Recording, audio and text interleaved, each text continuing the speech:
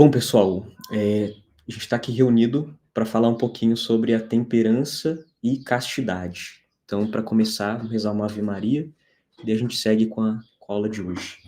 Ave Maria, cheia de graça, o Senhor é convosco, bendita sois vós entre as mulheres, bendito o fruto do vosso ventre, Jesus. Santa Maria, Mãe de Deus, rogai por nós, pecadores, agora e na hora da nossa morte. Amém. Bom, como já disse, o tema da aula de hoje é temperança e castidade.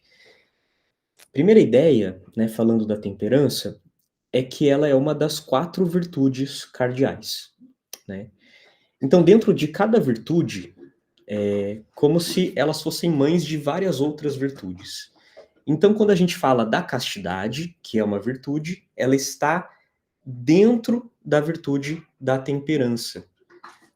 O próprio catecismo da igreja fala, né, a virtude da castidade é comandada pela virtude cardeal da temperança.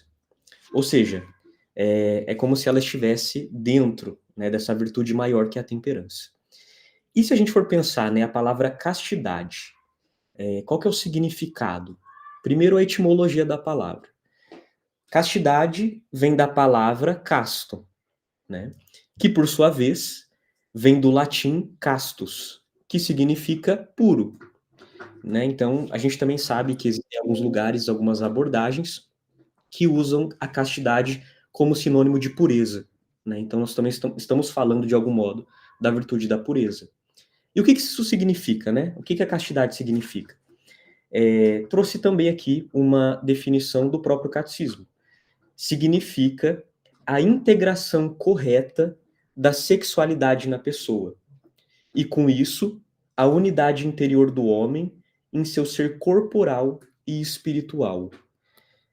Em outras palavras, né, quando a gente entende que a cada homem, a cada pessoa, né, Deus dá um dom, né, a sexualidade em si é um dom, e quando existe essa integração correta, essa direção, esse direcionamento correto da sexualidade humana, de ordem corporal, né, material, física e também espiritual, quando existe essa ordem correta da sexualidade e essa completude, né, essa vivência integral, é quando nós podemos dizer, né, que há a castidade. A virtude da castidade existe naquela alma, naquela pessoa.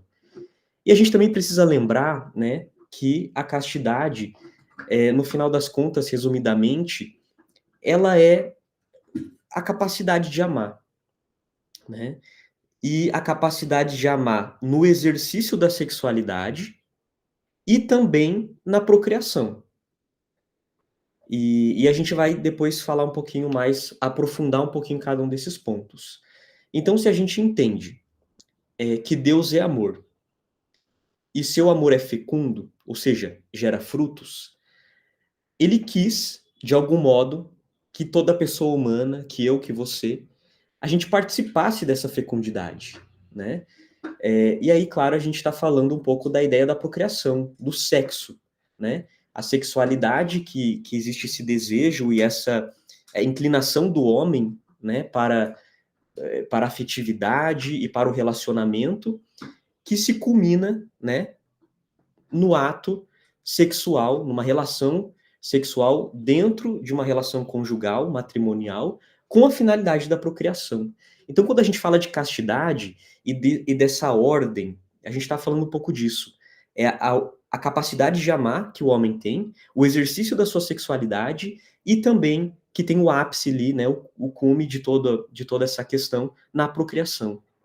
Então, tudo aquilo que não contempla esses aspectos, a gente pode dizer que é algo contrário à virtude da castidade, né? E existe, claro, um pecado capital, que a gente dá nome para isso, né? Que é a luxúria, né? De repente. E a gente também precisa lembrar, quando a gente fala de castidade, que dentre os 10 mandamentos de Deus, o decálogo, o sexto mandamento, Deus é muito explícito, ele fala, né, não pecar contra a castidade. E claro que como parte de outros mandamentos, né, existe aquele não na frente, a gente pode ter uma ideia muito errada de que falar de castidade é falar daquilo que não se deve fazer, daquilo que não se deve viver. E muito pelo contrário, né? O que a igreja fala e nos ensina, e o que a própria doutrina, né, quer nos mostrar, é que a castidade ela não é simplesmente uma abstinência de algo, né? Então, poxa, eu sou um jovem solteiro, não sou casado, então me abstenho da vida sexual, e isso é castidade, né? Eu não fazer sexo, ou eu não corresponder aos desejos que, de repente, o próprio Deus colocou no meu coração.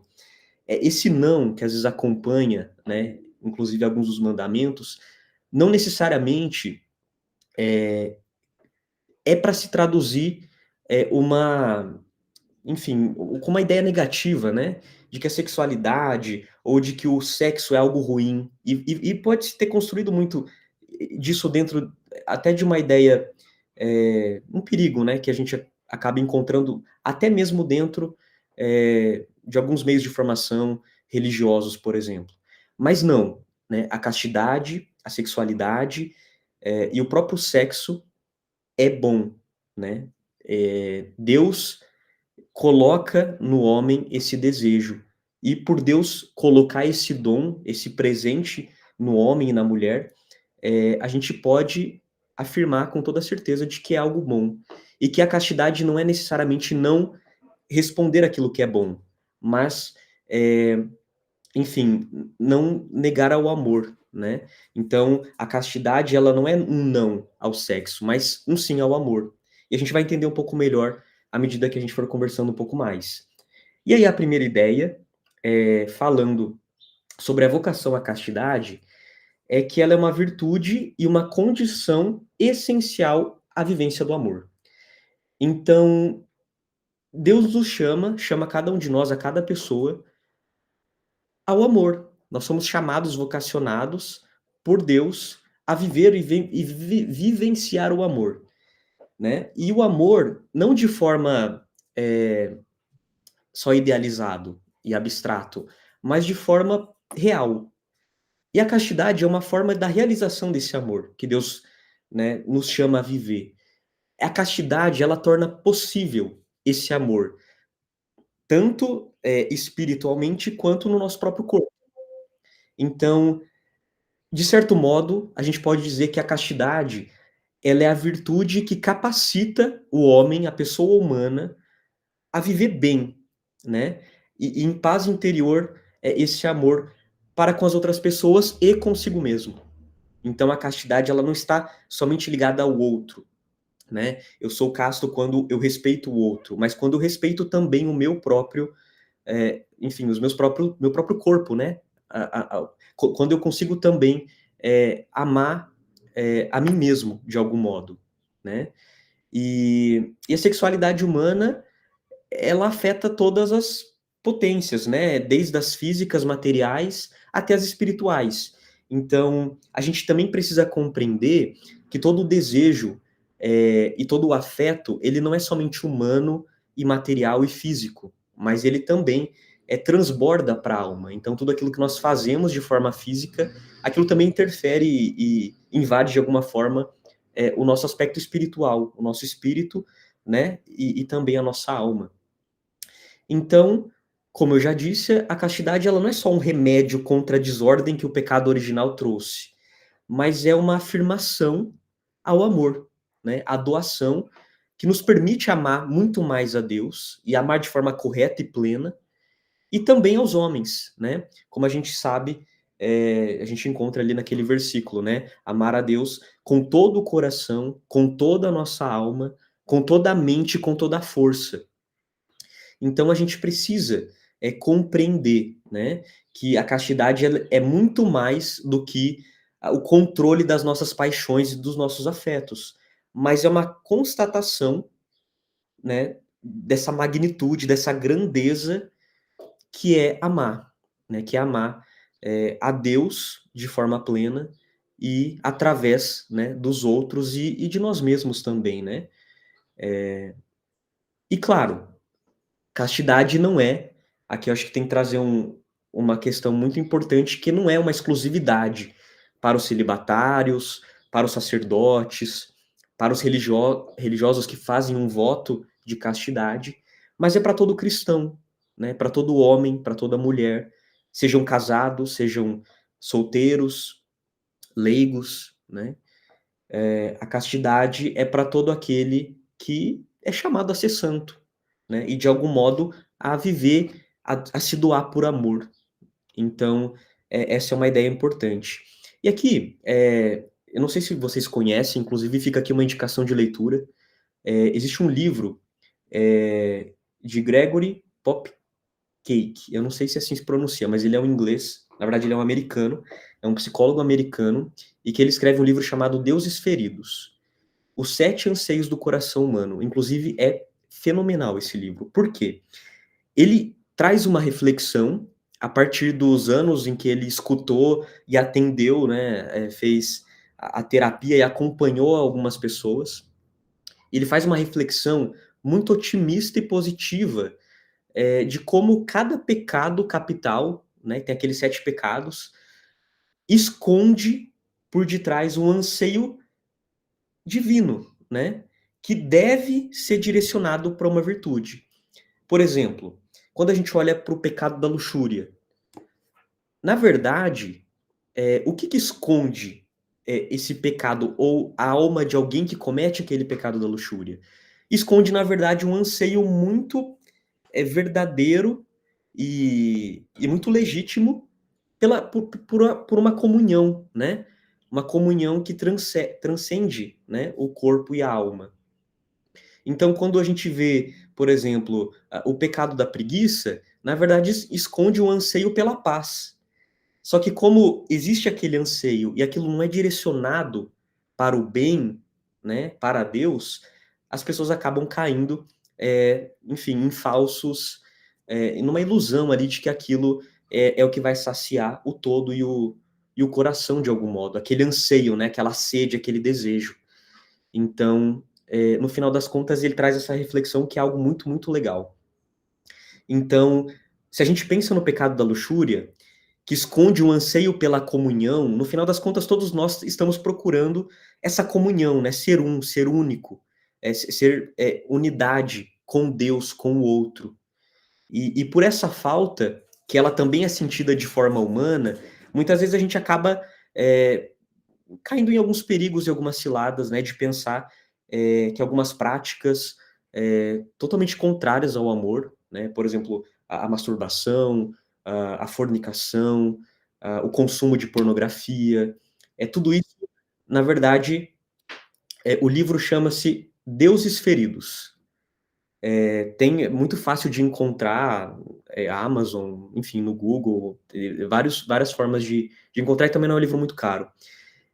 E ele mostra exatamente essa questão, por exemplo, da luxúria, que é um desejo pela comunhão, né? Eu quero ser um só com Deus, com o outro, e por existir isso, e eu sentir isso na pele, né, fisicamente, eu preciso tomar cuidado para não cair no pecado da luxúria. E qual que é o caminho? Né? No caso, o livro próprio expõe. O caminho é orientar para a virtude. No caso da luxúria, é orientar para a virtude da castidade. Da mesma forma que o pecado da preguiça é buscar a virtude da diligência, né? Ao mesmo tempo que, enfim, ele traz a reflexão para todos os 7 pecados. E aqui, claro, estou me concentrando na ideia da castidade. Então, e outra reflexão também que encontro no livro, e também em outro livro também que eu vou indicar para vocês, que é do Christopher West, Enchei Estes Corações, muito bom também, bebe muito da teologia do corpo, de São João Paulo II, de uma forma também muito acessível, uma linguagem muito interessante, ele traz umas analogias muito próprias, assim, do nosso dia a dia, e também faz a mesma reflexão que eu encontrei no livro Deuses Feridos, que existem 3 formas de se comportar diante de um anseio, né? Então, existe uma forma estoica, eu sinto, né? Deus me deu aquele desejo, aquele anseio, e eu posso viver, encarar a vida de forma estoica. O que seria isso? ignorando esse desejo, né? Vivendo como se eu não sentisse aquilo, como se aquilo não existisse, evitando, né, a dor de desejar mais do que essa vida pode oferecer, porque o desejo que Deus coloca no nosso coração, essa vida não é capaz de preencher. Então, como isso não é possível, eu escolho, de repente, não querer tanto corresponder a esse desejo e abafar de algum modo, né? O estoico, ele, ele praticamente ignora de algum modo, né, aquilo que se sente. Ele esteriliza o sentimento, né, o sentir e o anseio próprio. E porque ele entende que a vida é mais fácil dessa maneira, né? Então é praticamente é mais fácil e de certo modo eu tenho uma paz que praticamente de alguém morto, né? Sem vida alguma. Então o estoico ele encara dessa forma o que não é positivo e o que não é saudável para nós, de modo físico e de modo espiritual. É como se fosse uma castração mesmo, né? Dos sentidos e uma anestesia, né? O estoico ele encara dessa forma, não é positivo, ele reprime todo esse desejo. Existe um outro ponto que é do viciado. Ele aceita tudo o que sente, o que deseja. Então ele não racionaliza, né? Ele só responde. Vem o impulso, vem o desejo. Assim como o animal, ele atende prontamente, não passa pelo crivo da razão. Então ele evita essa mesma dor de querer mais do que essa vida pode oferecer, só que de forma assim, empanturrando-se das coisas dessa vida. Então, ele pega aquilo que é finito para preencher um anseio que é infinito, né? E qual que é a consequência, né? Ele querer sempre mais. Então, leva ao vício, leva ao desespero. Então, existem esses dois caminhos e existe ainda um terceiro. O estoico, o viciado e o místico. Que, no final das contas, o místico é o que todo cristão deve ser, de algum modo. Ele compreende o que sente, ele reconhece o desejo, mas ele racionaliza, né? E ele responde de uma forma correta a cada um desses desejos, né? De forma consciente. Eu sei que desejar mais do que essa vida tem a oferecer me gera uma certa dor, só que essa dor ela é necessária e de algum modo sobrenaturalizar e compreender que em outra vida, né, na vida eterna, isso será saciado de forma plena, né?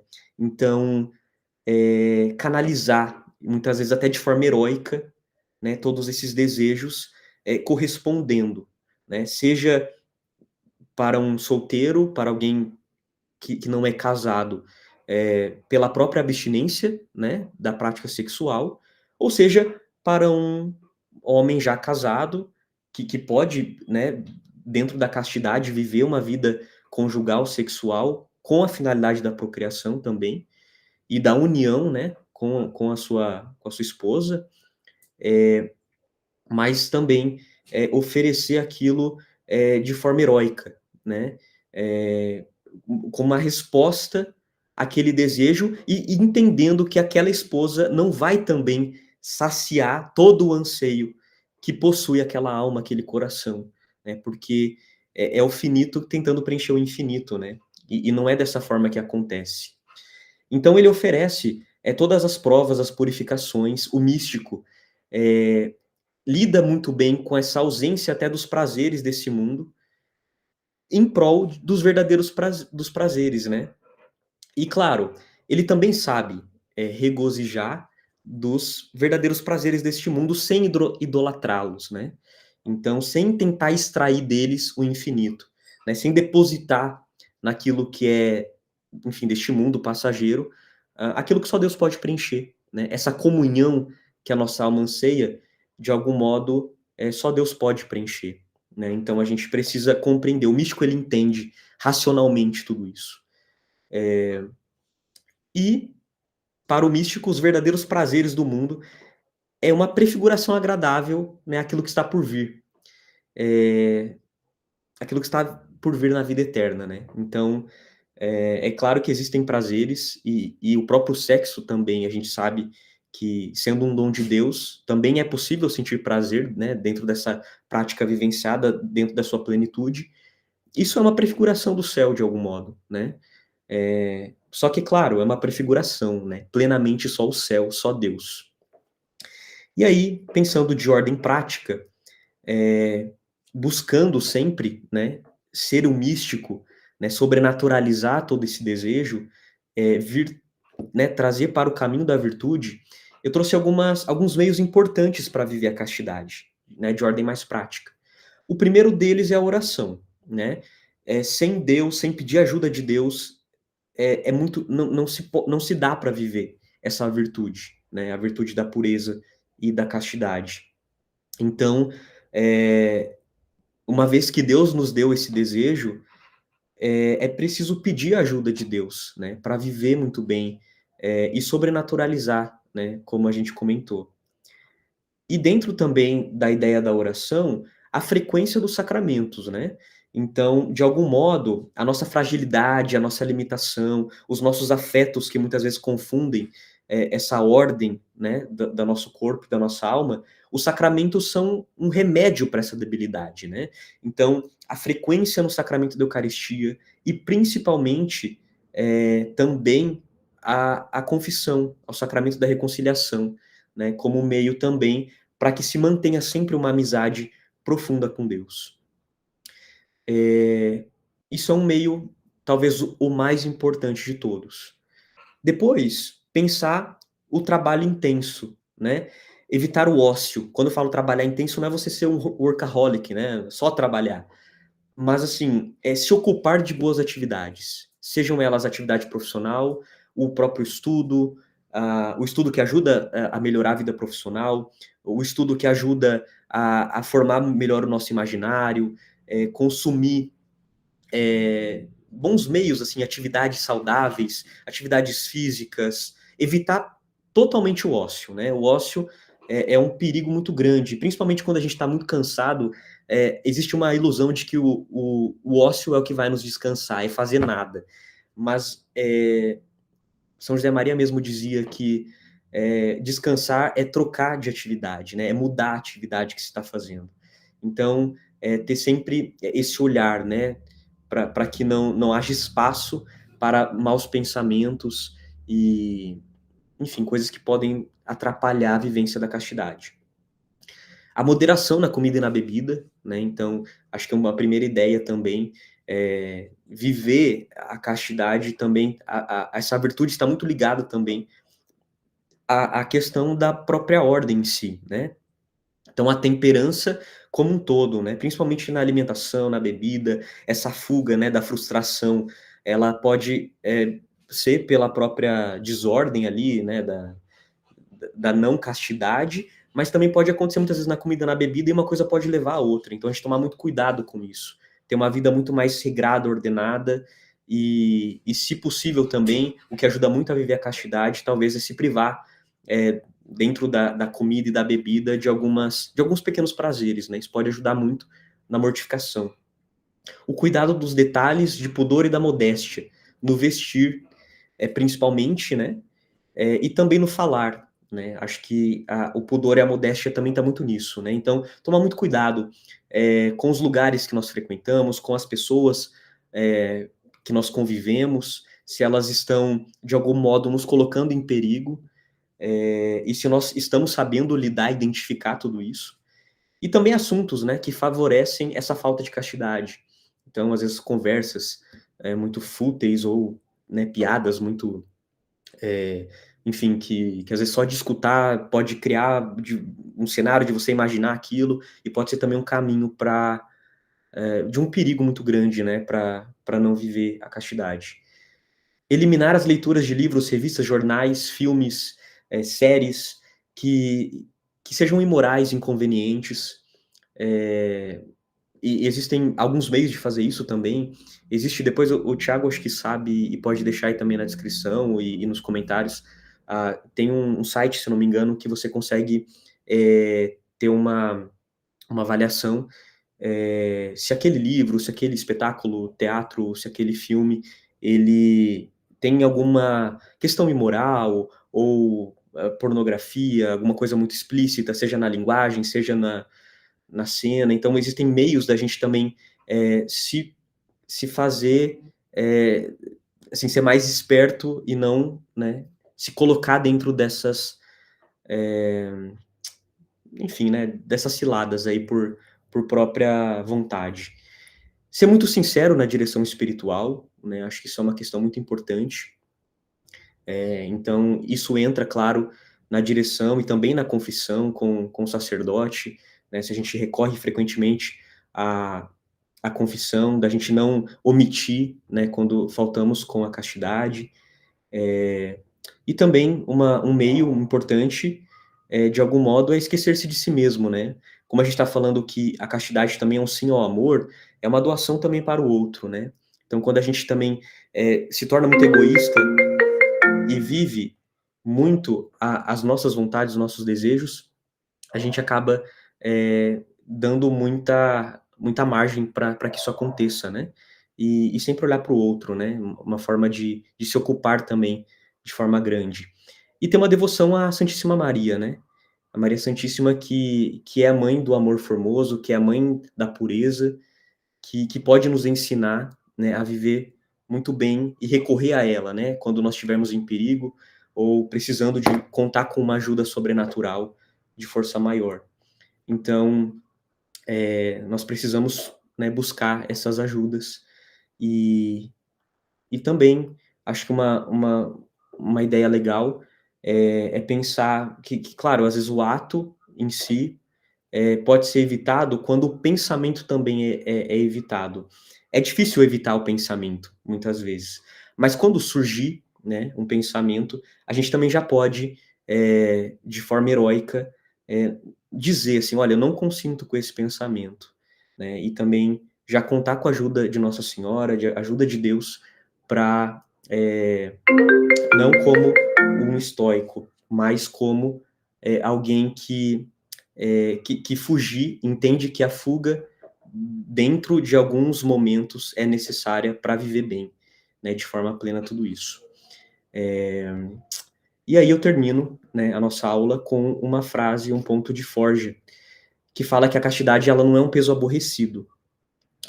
Então, contra a vida limpa, a santa pureza, levanta-se uma grande dificuldade, a que todos estamos expostos. O perigo do aburguesamento na vida espiritual ou na vida profissional. O perigo também para os chamados por Deus ao matrimônio, de nos sentirmos solteirões, egoístas, pessoas sem amor. Tens de lutar na raiz contra esse risco, sem concessões de nenhum gênero. Esse é um ponto de Forja 89. Resumidamente, faz parte da luta, né?